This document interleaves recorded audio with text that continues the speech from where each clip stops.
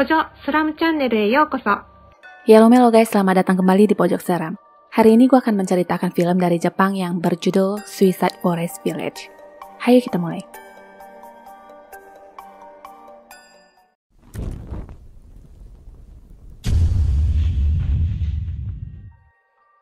Semua orang yang menuju jalan itu tujuannya cuma satu, yaitu mengakhiri hidup. Mereka bertemu, saling menyapa satu sama lain seperti biasa dan besoknya sudah mati. Itulah yang dikatakan oleh seorang bapak-bapak bernama Deguchi kepada seorang gadis yang duduk di sebelahnya. Mobil tiba-tiba terhenti mendadak karena di depan mereka ada dua orang anak kecil yang mendadak muncul dari dalam hutan. Anak-anak itu segera ingin kabur melihat Deguchi yang turun dari mobil, tapi Deguchi menangkap mereka kembali sambil mengatakan jangan masuk ke sana.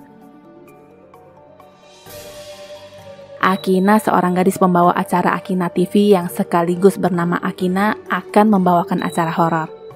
Lokasi yang dipilih adalah hutan Aokigahara, tempat yang paling sering dipakai untuk mengakhiri hidup, dan kali itu dia menyiarkan secara live. Dari jauh dia melihat ada orang yang berjalan pelan yang menurut perkiraan para viewer, laki-laki itu pasti berniat mengakhiri hidup. Mereka pun menyuruh Akina untuk menghampiri pria itu dan menghentikannya. Akina setuju dan berjalan ke arah pria itu, tapi anehnya pria itu hilang begitu saja padahal Akina sendiri sudah sangat dekat dengannya. Tak jauh dari sana seperti ada sesuatu yang dibungkus kecil-kecil dan digantung yang entah apa. Ada seorang viewer yang menulis desa Jukai, tapi Akina sendiri juga tidak pernah tahu tentang desa itu. GPS menunjukkan arah yang tidak teratur dan beberapa orang menyuruh Akina untuk segera pergi dari tempat itu. Tidak hanya GPS, kompas pun galau menunjuk arah. Akina mulai merasa takut dan lari. Tak disangka dia menemukan pria tadi yang sudah tergantung di atas pohon. Parahnya lagi, mayat itu jatuh menimpanya. Akina pun tak sadarkan diri dan hanya menyisakan kameranya yang terus merekam. Sesuatu seperti bergerak yang hanya terekam bagian bawah kakinya yang lumutan. Salah satu viewer bernama Hibiki terlihat biasa saja menyaksikan apa yang terjadi dan kaget justru melihat penampakan ibunya di belakang yang menyuruhnya untuk menyudahi tontonannya. Besoknya, Hibiki dan kakaknya Mei membantu teman mereka yang juga merupakan suami istri bernama Teru dan Miyu untuk pindah ke rumah baru. Ada sebuah momen di mana dia sedang duduk dan asik bermain ulat. Ulat terjatuh ke bawah dan dia pun bermaksud mendapatkan ulat itu kembali, tapi anehnya, dia terdiam melihat ke arah bagian bawah rumah. Teru penasaran dengan apa yang Hibiki perhatikan di bawah, dan ternyata ada sebuah tempat sempit yang ditutup kayu. Teru masuk ke dalam dan menemukan sesuatu yang dipikir harta karun. Setelah dibuka, itu hanyalah sebuah kotak kayu yang dibungkus kain. Hibiki tiba-tiba berteriak jangan di saat Miyu menyentuhnya. Sepertinya dia tahu akan sesuatu, tapi dia tidak menjawab ketika ditanya ada apa. Di internet mereka baru tahu bahwa itu adalah kotak terkutuk yang tidak boleh dibuka. Seorang pria menghampiri mereka yang mungkin adalah agen properti bernama Oyake.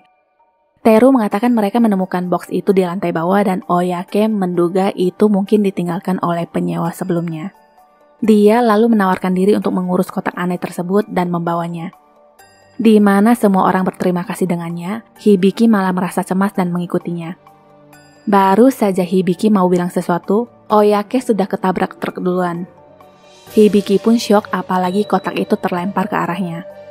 Malamnya, Hibiki masih terus mencari tahu tentang kotak misterius tersebut dan menemukan informasi yang konon katanya kotak itu telah menyebabkan kematian beberapa orang.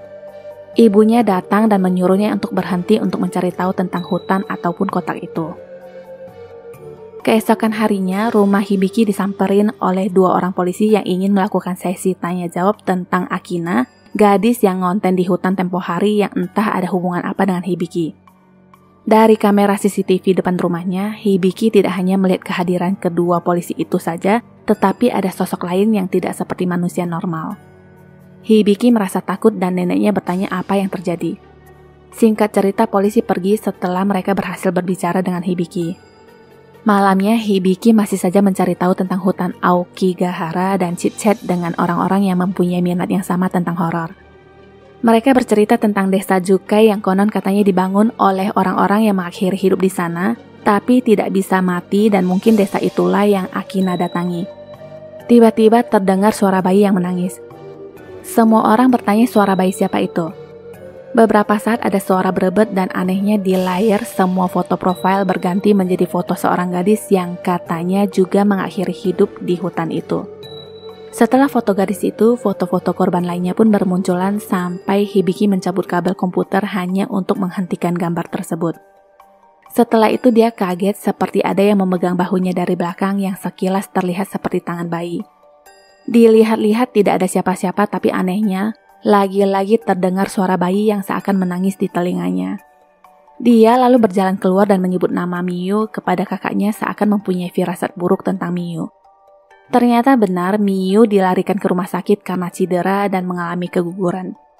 Di lain hari mereka membawa kotak itu ke kuil dan menurut pendeta yang juga ayahnya Shijiro, mereka hanya terlalu berimajinasi yang mengaitkan serangkaian kesialan dengan kotak itu. Pendeta berkata akan membacakan sesuatu untuk menyucikan pikiran mereka dari kotak tersebut, tapi mereka diharuskan untuk menginap 1 malam di sana. Malamnya, Hibiki berjalan keluar kamar dan mendapati pendeta yang sedang melakukan ritual dengan kotak yang ditaruh di depan. Tiba-tiba sesuatu yang dipegangnya itu seperti ditarik dan butiran tasbih pun berceceran. Pendeta terus berusaha dan mendoakan dengan tasbih baru. Hibiki pun berjalan pergi sambil ketakutan melihat penampakan hantu yang berceceran di ruangan itu. Tidak hanya di ruangan, di luar juga banyak sekali dan yang lebih menakutkan lagi, satu dari mereka merangkak dan memegang kakinya. Mei datang dan menanyakan ada apa dan semua hantu-hantu itu pun bubar. Di lain waktu Hibiki pergi ke desa Jukai bersama dengan komplotan dunia mayanya. Total mereka semua berjumlah 6 termasuk Hibiki. Hibiki berjalan paling akhir dan dia tidak sengaja mematahkan ranting pohon yang anehnya, pohon itu seperti bereaksi. Tidak hanya ranting, akar pohon juga seakan menarik tangannya. Tampaknya hal itu hanya terjadi di mata Hibiki, sedangkan yang lainnya tidak menyaksikan apapun. Karena kaget, dia pun pergi meninggalkan grupnya tanpa berkata apa-apa. Malamnya, dia mengalami hal aneh di mana kotak itu sudah berada di kamarnya. Seekor kelabang merayap dan masuk ke dalam lubang kecil di kotak itu, tapi itu lebih terlihat seperti kotak itu memakan kelabang tersebut. Setelah itu di bagian atas kotak itu meletup dan isinya adalah potongan jari. Ternyata itu hanyalah mimpi belaka. Malam itu juga terjadi sesuatu di kuil. Kuil tiba-tiba terbakar dan Shinjiro sendiri dilarikan ke rumah sakit sedangkan ayahnya meninggal. Detektif datang dan ingin menanyakan beberapa pertanyaan kepada Shinjiro dan ibunya. Detektif memperlihatkan sesuatu yang katanya ditemukan di lokasi kuil yang sepertinya potongan kayu. Dari CCTV di sekitaran kuil, terekam ada seseorang yang menaruh kotak itu di depan kuil, menyiram dengan bensin dan menyalakan api. Orang itu ternyata Hibiki. Semua orang melihat ke arahnya, tapi Hibiki sendiri terlihat linglung. Dari hasil pemeriksaan dokter, Hibiki menderita penyakit skizofrenia yang artinya dia mengalami gangguan mental yang ditandai dengan halusinasi dan delusi. Neneknya berkata Hibiki memang anak yang tidak biasa sejak kecil. Menurut penyidik, Hibiki terus menyebut ibunya, dan itu juga yang membuat mereka ingin tahu di mana ibunya berada pada malam kejadian. Suatu hal yang mengagetkan di mana Mei mengatakan ibu mereka sudah mengakhiri hidup 13 tahun yang lalu. Setelah apa yang sudah terjadi, Miyu memutuskan hubungan pertemanan mereka dengan Mei, bahkan ibu Shinjiro juga melarangnya untuk menjenguk Shinjiro, yang padahal mereka semua adalah teman sejak kecil. Tidak hanya tekanan dari orang-orang terdekatnya, rumah mereka pun dikotori dengan sampah dan tulisan-tulisan mencela. Di dalam rumah, nenek akhirnya bercerita tentang sesuatu yang tidak pernah dia ceritakan sebelumnya tentang ibunya Kotone. Kotone juga mengalami hal yang sama dulu yang sering mengatakan melihat hal-hal aneh. Nenek menangis sedih karena dia merasa selama ini tidak memahami anak dan cucunya sendiri. Besoknya Mei mengunjungi Hibiki dan Hibiki bercerita kepadanya di rumah tempat kotak itu diletakkan dulu, semua orang musnah dan tidak menyisakan keturunan.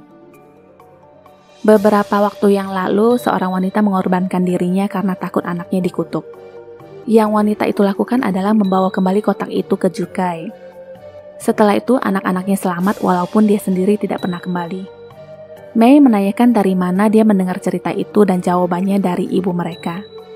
Mendengar itu, Mei tidak tahu harus bersikap seperti apa dan hanya bisa menangis. Besok paginya, Mei melihat neneknya sedang duduk dalam posisi berdoa.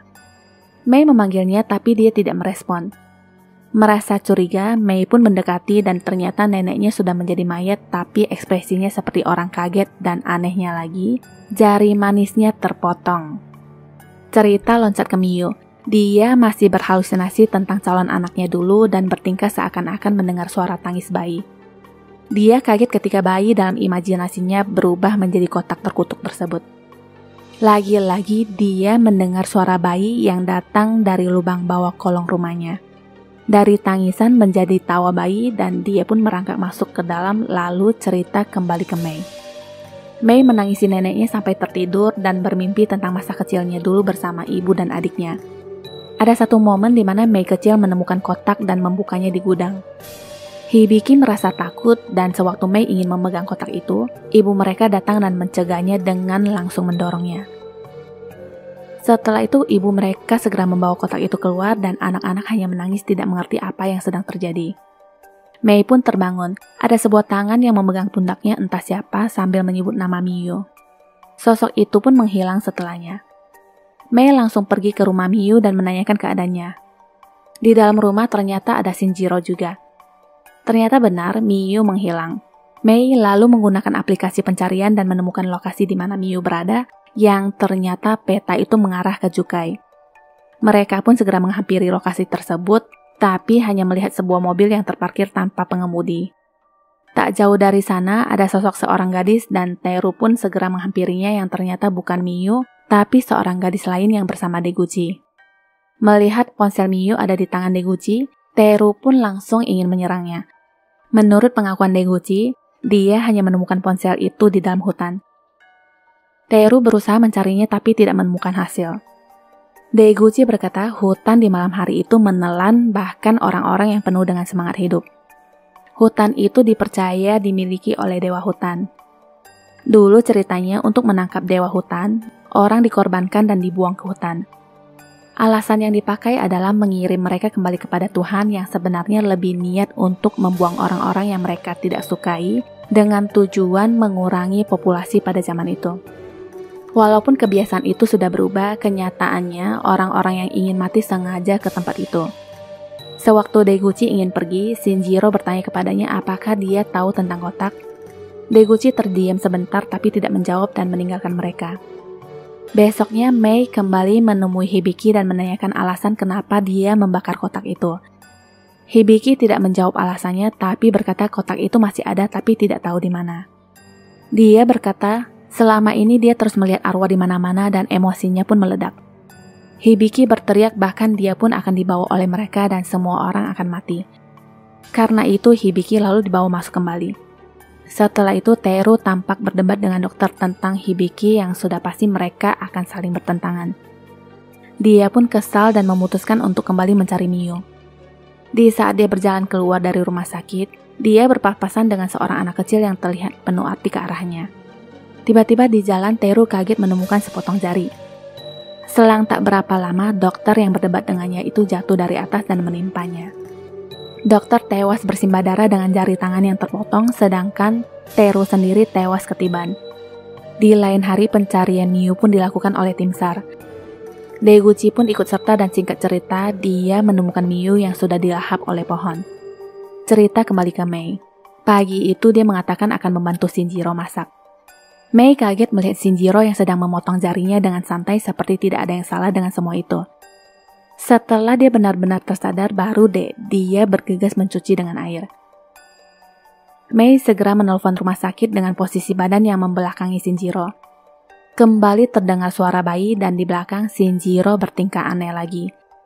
Singkat cerita dia pun menggorok lehernya tanpa sadar. Entah selamat atau tidak, yang jelas dia sudah ditangani di rumah sakit. Di saat Mei sedang duduk sendiri, Deguchi kebetulan lewat dan mereka pun ngobrol. Mei bertanya kembali tentang kotak itu. Akhirnya dia pun bercerita, dulu orang yang tidak bisa mati di Jukai membangun desa di hutan dan katanya kotak itu lahir begitu saja di sana. Kotak itu dipercaya merupakan kutukan orang-orang yang dibuang di Jukai. Dia juga menyebut tentang kedua gadis kecil yang ditemukan di awal cerita dan sampai sekarang masih menjadi pertanyaan, kenapa kedua gadis itu berada di hutan dan apa yang mereka lakukan. Cerita lanjut ke Hibiki. Dia yang sedang tidur seperti dililit dan ditarik oleh bayangan akar pohon. Hanya sebatas itu dan cerita kembali ke Mei. Dia mencoba mencari sesuatu yang mungkin berhubungan dengan kotak itu. Di bawah karpet akhirnya dia menemukan sebuah gambar yang cocok dengan apa yang diceritakan Hibiki kepadanya. Mei mencoba mengambil foto dengan ponselnya dan seperti diperlihatkan tentang kejadian-kejadian di mana orang-orang dikorbankan dengan jari-jari yang dipotong dan dimasukkan ke dalam kotak. Di saat Mei mengambil foto lainnya, kotak itu seperti ada dan muncul di sana tapi ternyata hanya halusinasinya saja. Dia pun berjalan mundur dan kakinya terasa mengenai sesuatu yang ternyata kotak tersebut. Besoknya, Mei dengan nekat pergi ke Jukai dan membawa kotak itu bersamanya. Dia mengingat semua tempat yang ada di gambar dan menemukan perkampungan tersebut. Dengan segera, dia meletakkan kembali kotak itu sesuai gambar dan berjalan pergi. Di tengah jalan, dia bertemu dengan seorang gadis yang ternyata Akina. Dari belakang, kelima orang yang merupakan teman-teman dunia maya Hibiki pun muncul. Mereka senang menemukan satu sama lainnya dan tak jauh dari sana, Akina menemukan pita merah yang dipasang sebagai petunjuk jalan keluar. Semua merasa senang akhirnya mereka bisa selamat. Tapi yang sebenarnya terjadi adalah Akina sendiri sudah mati di bawah pohon tepat di mana pita itu diikat. Seakan tidak percaya, Mei pun pingsan menyaksikan bukan hanya mayat Akina, tapi juga mayat kelima orang yang tergantung di atas. Sebelum Mei benar-benar sadar, dia bermimpi tentang ibunya yang bertanya kenapa dia datang ke sana. Sesadarnya, dia sudah terlilit dengan ranting-ranting dan akar pohon. Di sana ada dua temannya yaitu Teru dan Miyu yang berkata mulai sekarang Mei akan tinggal di desa itu dan mereka akan menemaninya. Sebentar lagi Hibiki juga akan ikut bergabung, lanjut mereka. Cerita loncat ke Hibiki yang mengigau yang memanggil kakaknya Mei. Dia tersadar dan kaget mendapati badannya yang melayang. Badannya terlempar dan ada bayangan pohon-pohon yang menjiplak di dinding. Miyu mengambil gunting dan siap memotong jari manisnya untuk menjadikan dia salah satu dari mereka. Mei berteriak hentikan yang membuat para hantu bangkit. Seseorang datang dan menahan tangan Miyu yang ternyata adalah ibu dari Mei. Bukan ingin menolong tapi malah menggantikan Miyu untuk memotong. Setelah jari itu copot, hantu-hantu bersorak gembira. Anehnya, jari Mei masih utuh dan lengkap. Yang terjadi adalah ibunya memotong jari tangannya sendiri dan membantu Mei untuk pergi dari tempat itu. Di pertengahan jalan, mereka terperangkap jatuh ke sebuah lubang dan ibunya langsung menghilang. Mei mengingat dulu dia dan Hibiki pernah dibawa ibunya berlari di dalam hutan dan Mei terjatuh dengan kakinya yang dililit oleh akar pohon. Itu bukan akar pohon biasa dan mampu bergerak menangkap tangan ibu mereka dan menariknya masuk ke sebuah lubang. Dan ternyata itu adalah lubang yang sama di mana Mei berada sekarang. Anak-anak hanya bisa berteriak memanggil ibu mereka dari atas sedangkan sang ibu melarang mereka untuk masuk ke dalam. Terakhir, pesan ibu mereka adalah menyuruh Mei untuk pergi membawa Hibiki bersamanya dan jaga baik-baik adiknya. Singkat cerita, ibu mereka pun meninggal di lubang tersebut. Dari atas, Miyu dan Teru nongol lagi dan sengaja menjatuhkan jari-jari dari kotak ke dalam lubang, dan terakhir kotak itu juga dilemparkan ke dalam. Jari-jari itu bergerak seperti ulat dan berubah menjadi potongan tangan. Dari potongan tangan lahirlah para setan. Hibiki tiba-tiba nongol entah merangkak dari lubang mana, dan segera membawa kakaknya pergi. By the way, ternyata itu cuma rohnya dan badannya masih tetap di rumah sakit. Para hantu yang mengejar mereka pun berubah lagi menjadi pohon. Di rumah sakit pun bayangan-bayangan pohon itu menggerayapi badannya sampai masuk-masuk ke baju dan kulitnya. Setelah itu dia pun terlempar. Karena fisiknya mengalami hal buruk, arwahnya pun seperti kehabisan tenaga. Hibiki pun mendapatkan beling dan sengaja menancapkan ke tangannya. Rohnya kembali sadar dan melanjutkan perjalanan. Mei tiba-tiba terganggu dengan suara distorsi dan Hibiki merasa suara itu memanggilnya. Dia pun menyuruh Mei untuk segera pergi. Mei tentu saja tidak mau dan menarik tangan adiknya. Ternyata tangan itu sudah kehilangan jari manis yang artinya dia yang akan dikorbankan selanjutnya. Hibiki memeluk Mei untuk terakhir kalinya dan berkata akan selalu bersamanya. Dia mendorong Mei dan berjalan mundur. Seketika badan Hibiki dihinggapi serangga dan pelan-pelan digerayapi akar pohon dan para hantu. Akhirnya Hibiki pun tewas.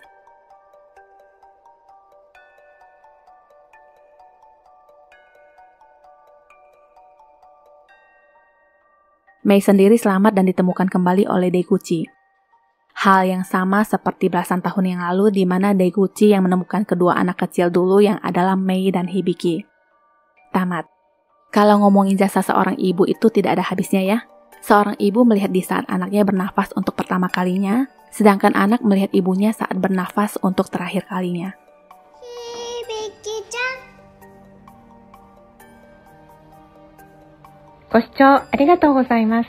よろしければチャンネルの登録といいね、共有ボタンのクリックをお願いします。最後に更新の通知ボタンもお忘れなくお願いします。Sampai jumpa!